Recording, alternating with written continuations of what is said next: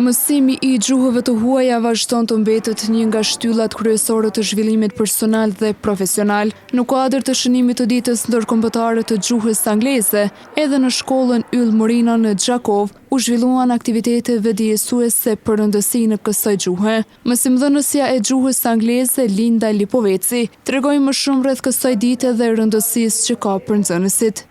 Po, sot është dita ndërkombëtare e gjuhës angleze, e cila përkon me datën e vdekjes së dy kolozëve të shkrimit, Shakespeare-it dhe Cervantesit, por ajo, si çdo vit, edhe këtë vit shënohet pothuajse në të gjitha shkollat dhe te ne. Ajo theksoi se në kohën e sotme, sidomos në epokën e digitalizimit, njohja e gjuhës angleze është domosdoshme për të rinjët, pasi u mundëson qasje më të lehtë në informacion, studime dhe mundësi të ndryshme ndërkombëtare. Gjuha angleze me të vërtetë është shumë e rëndësishme. Për nxënësit, sidomos këta të rinjët që sapo kanë filluar ta mësojnë, duhet ta mësojnë se në shekullin 21, në kohën e digitalizimit, vërtet nevojitet shumë gjuha angleze.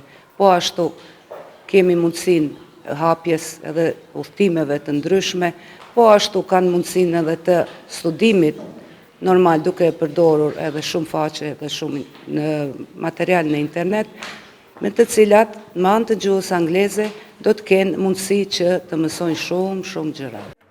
Në fund, mësimdhënësja Lipoveci pati edhe një mesazh për brezat e rinj, duke i inkurajuar ata që të mësojnë dhe të praktikojnë sa më shumë këtë gjuhë. Mesazhi im është që vërtet mësojeni mirë, ashtu si duhet, dhe vërtet do t'ju ndihmon në jetën e juaj, si ashtu arsimore edukative, por edhe në jetën përgjithësi. Anglishtja përdoret si gjuhë e dytë dhe si gjuhë zyrtare në shumë shtete të botës. Është gjuha që mësohet dhe kuptohet më së shumti në botë, shpesh e njohur me epitetin gjuha e tregtisë, arsimit, shkencës dhe diplomacisë.